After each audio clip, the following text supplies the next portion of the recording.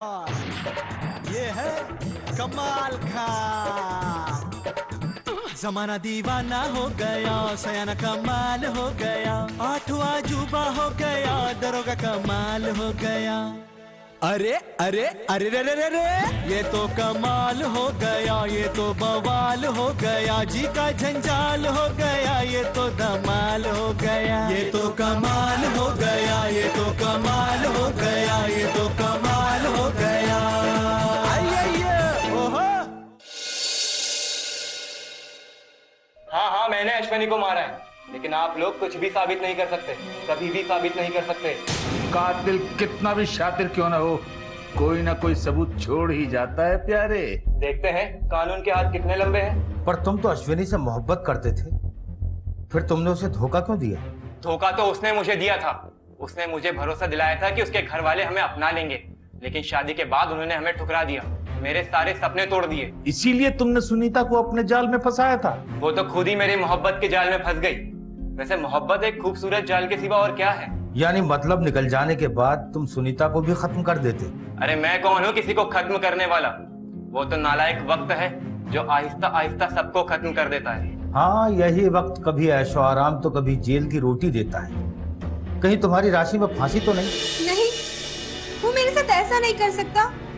वो मुझसे मोहब्बत करता है, बेइंतहा मोहब्बत। यही यकीन अश्विनी को भी था। अगर पकड़ा न जाता तो न जाने कितनों को यही यकीन दिलाता। दौलत की हवस में न जाने कितनी मासूम लड़कियों को बर्बाद कर देता।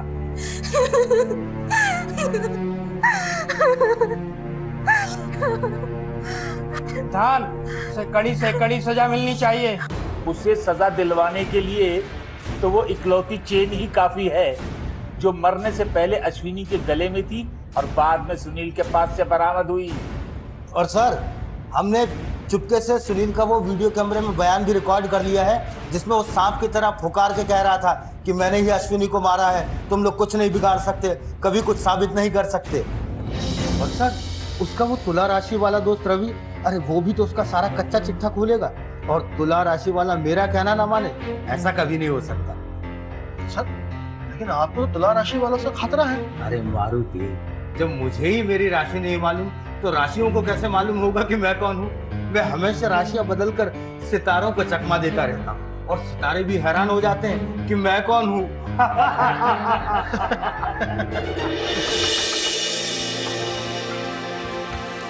कहिए। प्रधान साहब से मिलना। जी, आपकी तारीफ। जितनी की जाए उतनी कम है, कम घिसे ज्यादा चले, मजबूत आटा जितना, सफेदी की चमकार ज्यादा, कम कीमत का वादा, रोटी पकाने से लेकर जूते पॉलिश करने तक अपना कोई जवाब नहीं। लेकिन अपने मुंह मियां मिट्ठू बनने से क्या फायदा? कोई दूसरा तारीफ कर दे तो ठीक है, वैसे मैं अपनी तारीफ कभी नहीं करता। जी, मैंने पूछा आपका नाम। क्यों झूठ बोलते हो? नाम कब पूछा? अरे पूछा होता तो क्या हम पागल हैं जो इतनी बकवास करते? अरे तुम दोनों यहाँ कैसे? सर, यहाँ से गुजर रहे थे तो सोचा आपको शादी की मुबारकबाद दे दूं। मेरी शादी की सालगिरह की तारीख तो 22 जून थी और आज 22 सितंबर है। क्या फर्क पड़ता है सर, सिर्फ महीना ही इधर उधर है ना, तारीख तो हमें याद है। कमाल, तुम वाकई कमाल हो। नंदू, 2 कॉफी लाओ। सर, वैसे आपको हुआ क्या था? कुछ नहीं, मामूली बुखार था। आओ अंदर आओ। सर, बुखार बड़ा खतरनाक होता है, और आप नहीं जानते, मैंने बुखार पर पीएचडी किया है। कई बुखार दिखाई देते हैं और कई बुखार नहीं दिखाई देते, और जो नहीं दिखाई देते वो बड़े खतरनाक होते हैं। एक बुखार होता है उधारो मांग लिया। लीजिए। जी, शुक्रिया। इस बुखार में आदमी को उधार मांगने के दौरे पड़ते हैं। अब आपको ये नहीं पता कि सामने वाला क्या उधार मांगने वाला है। अगर वो आपके पास में आए और कहे कि प्लीज मुझे अपना पिस्तौल उधार दे दीजिए, मैं आपको गोली मारना चाहता हूँ, तब अपनी सिट्टी पिट्टी गुम। तुम्हारी सिट्टी बिट्टी कब गुम नहीं होती? ख्वाब में भी डरते हो तो पतलून गीली कर देते हो। ये आपको किसने बताया? नंदू, देखना जरा, मालकिन ने एयर टिकट का प्रिंट आउट मांगा है मैडम से। एयर टिकट किसके लिए? घबराइए मत, ये सुषमा के टिकट है। ये लो चंदू।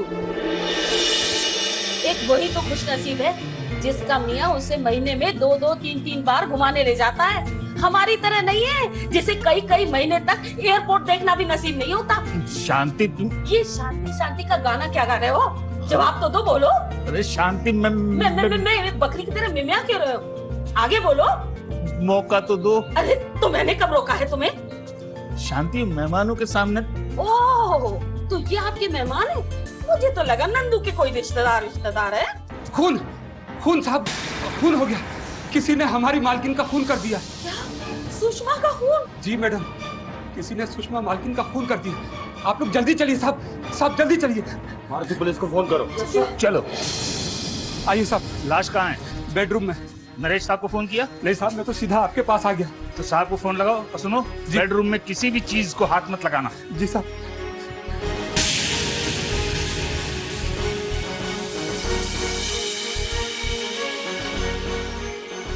ये है सुषमा मित्तल, मिल ओनर नरेश मित्तल की बीवी। यानी आप कहना चाहते हैं कि ये सुषमा मित्तल थी? हाँ, किसी ने बड़ी बेदर्दी से बेचारी का गला घोट दिया। लेकिन सर, आप ही ने कहा था कि तहकीकात शुरू करने से पहले दिमाग में कोई खाका नहीं बनाना चाहिए। इस हालत में क्या मुमकिन है? क्या इसने खुदकुशी की? सर, हो सकता है नाट को थकिया हो गया। बड़ा खतरनाक बुखार है सर।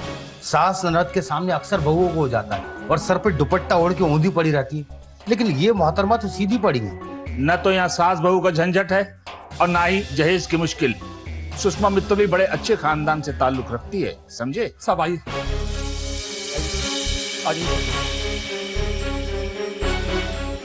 ये रही मालकिन। और ये लोग कौन है? इधर क्या कर रहे हैं? हम लोग ऊपर वाले से दुआ कर रहे हैं कि पुलिस वाले की जल्दी शादी हो जाए और उनकी बीवी उनसे कम बदतमीज हो। क्या बकवास कर रहा है? नहीं, मैंने बकवास नहीं की। बिल्कुल और बिल्कुल कुमारा हूँ। सर ने की है, भुगत रहे हैं। Inspector, we are from crime branch.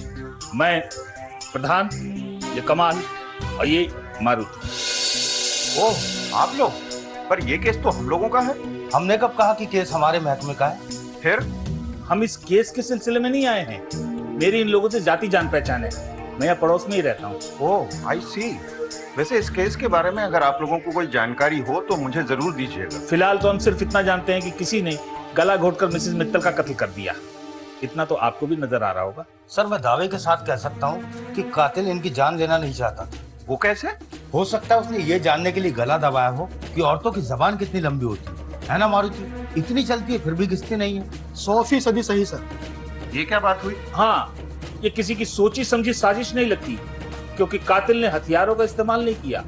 उसने रस्सी के बजाय उसी के दुपट्टे का इस्तेमाल किया। हो सकता है ये वक्ती जुनून या झगड़े का नतीजा हो।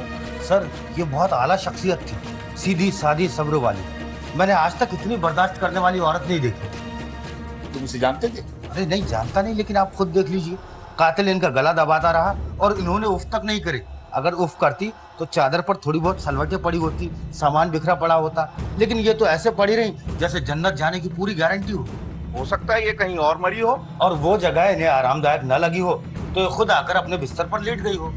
आपका कहना है कि लाश खुद चल के आई। आप क्राइम ब्रांच में किस पोस्ट पर हैं? लेकिन सर, ये चलकर कैसे आ सकती है? इसके पाँव ना जूते हैं ना चप्पल। मारुति, तुम भी? नहीं सर, बात में दम तो है। चंदू, तुम्हारी मालकिन क्या घर में नंगे पाँव घूमती थी? नहीं साहब, मालकिन की जूती तो बाहर पड़ी है। उसे तो यहाँ होना चाहिए था। क्या है? अंग्रेजी में इसे बटन कहते हैं, हिंदी में पंथ कहते हैं। एक पंथ के साथ दो काज के चांसेस हैं। एक काज तो मुझे मिल गया। नीला बटन तो चंदू की कमीज में भी है। जी साहब। तुमने लाश को छुआ था?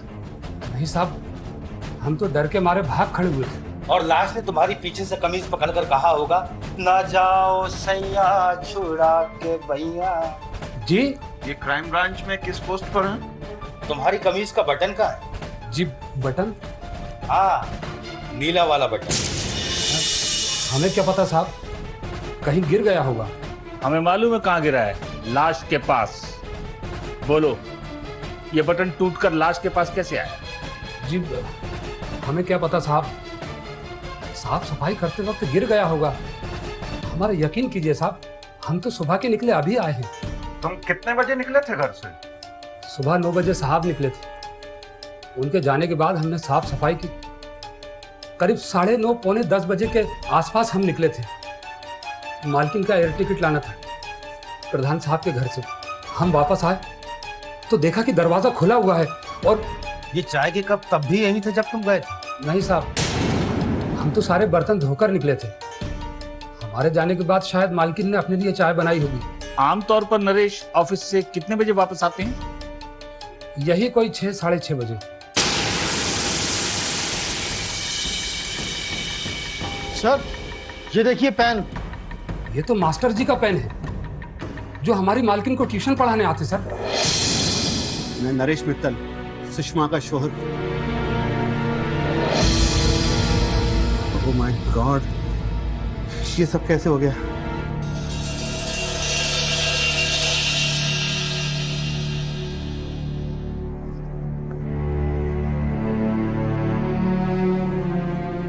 जरा हौसला रखिए नरेश जी। कैसे हौसला रखूं?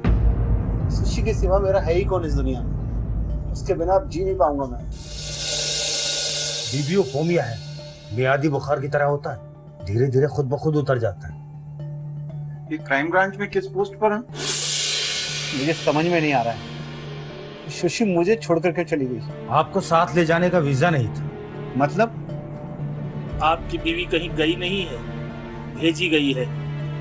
उनका कत्ल हुआ है। कत्ल? मेरी सुशी का? उससे किसी का क्या झगड़ा हो सकता है?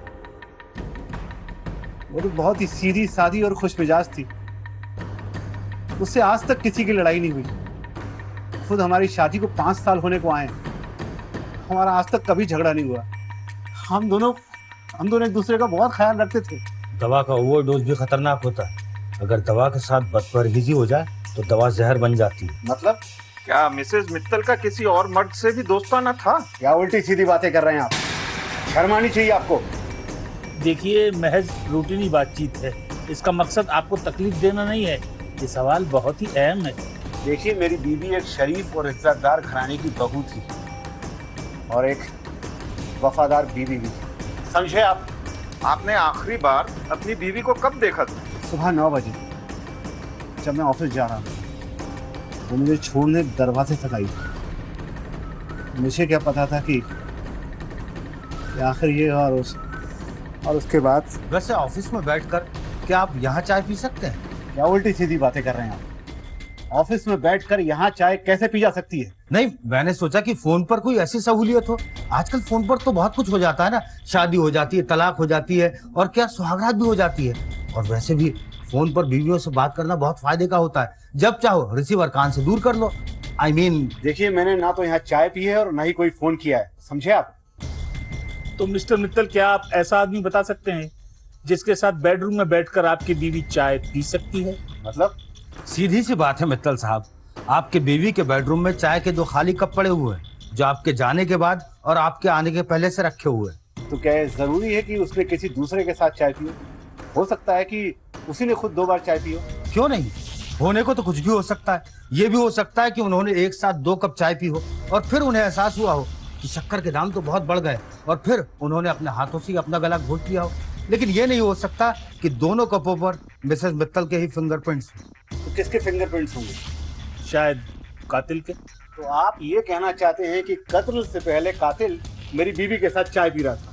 जब तक हमें ये पता नहीं चल जाता कि चाय पीने वाला कौन था, यही समझना पड़ेगा। क्या ये जरूरी है कि कोई चाय पीने वाला ही हो सकता है सुशी की कोई सहेली आई हो।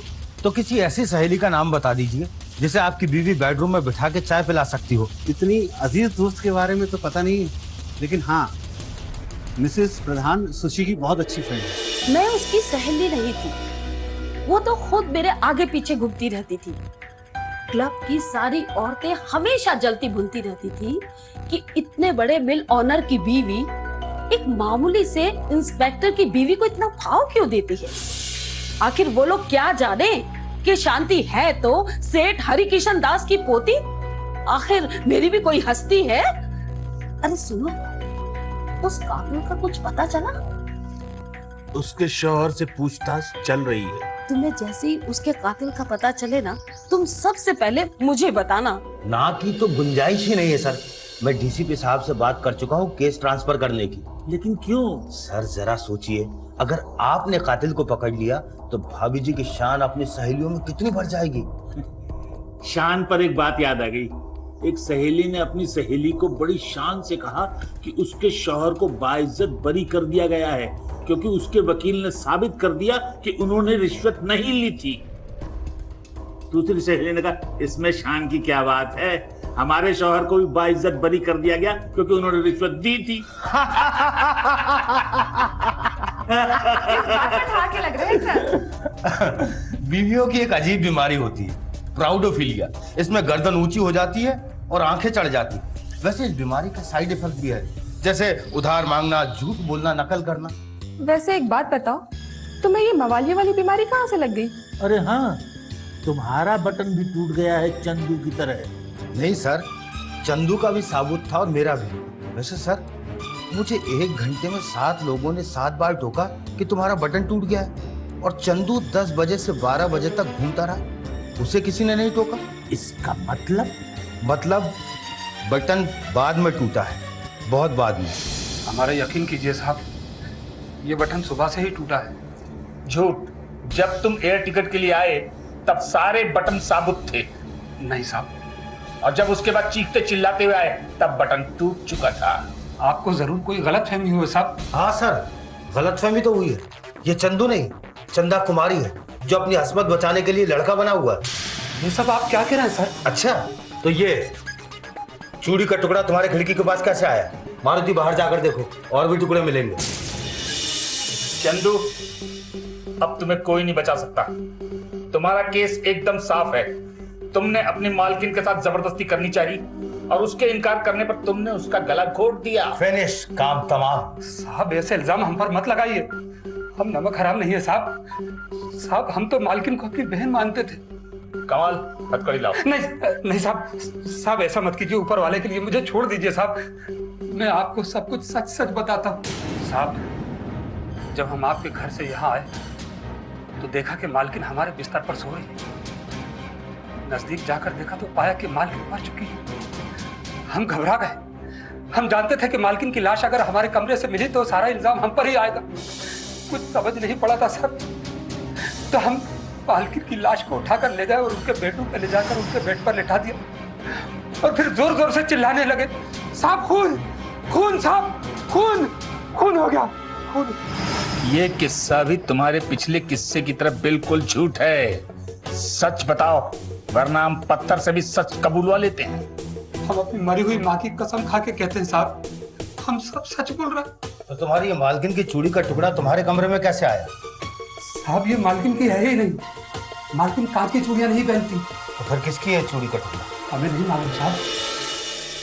हाँ यार सच है, ये कांच की चूड़ियां सुशी की नहीं।